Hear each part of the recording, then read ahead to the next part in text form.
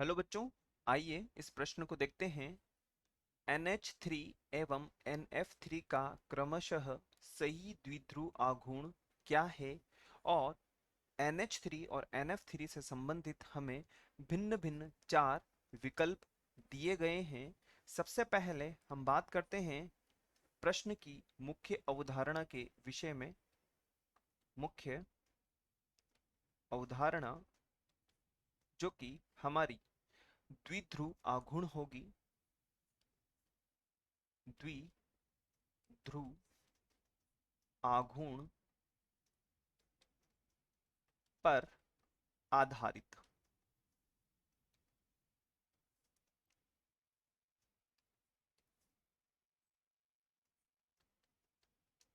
सबसे पहले हम NH3 और NF3 की संरचना के विषय में बात करते हैं।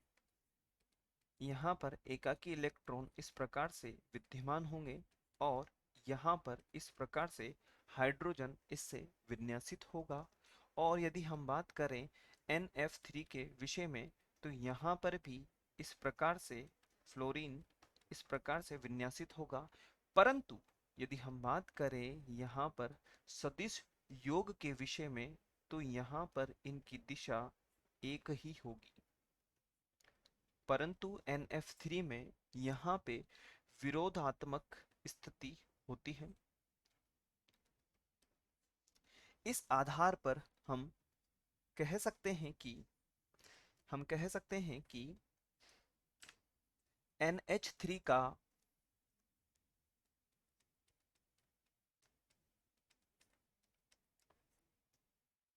द्विध्रुव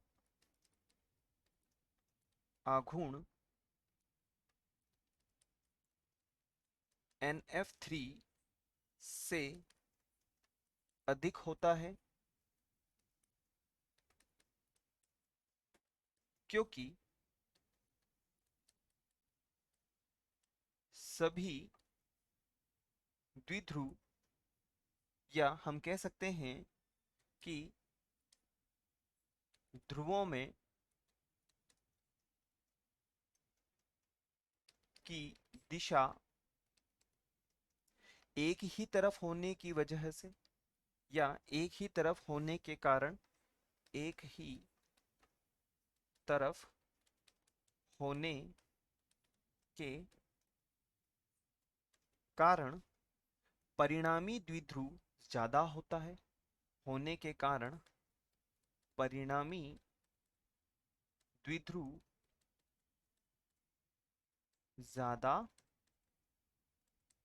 होता है। अतः अब हम बात करते हैं विकल्प के विषय में। यदि हम विकल्प ए के विषय में बात करें तो यहाँ पर 4.90 गुणा 10⁻³ सेंटीमीटर और 0.80 इंटू 10⁻³ सेंटीमीटर दिया हुआ है। और यदि हम बात करें जो NH3 से संबंधित है वह 4.90 होगा। अतः विकल्प ए जो है हमारा वांछित उत्तर होगा। और हम कह सकते हैं कि विकल्प ए हमारा वांछित उत्तर होगा, क्योंकि यदि हम बात करेंगे विकल्प सी के विषय में तो यहाँ पर दोनों की जो मान है वह बराबर दिए हुए हैं। और सी की यदि हम बात करें तो उसमें भी हमें दोनों के मान बराबर दिए हुए हैं, जो कि संभव नहीं है। और बी में हमें NH3 की यदि हम बात करें तो इसका मान कम दिया हुआ है, जो बिल्कुल संभव नहीं है। अतः हमारा वांछित उत्तर या विकल्प के विषय में यदि हम बात करें वह ए ही होगा। आशा है आप इसे अच्छी तरह समझ गए होंगे। धन्यवाद।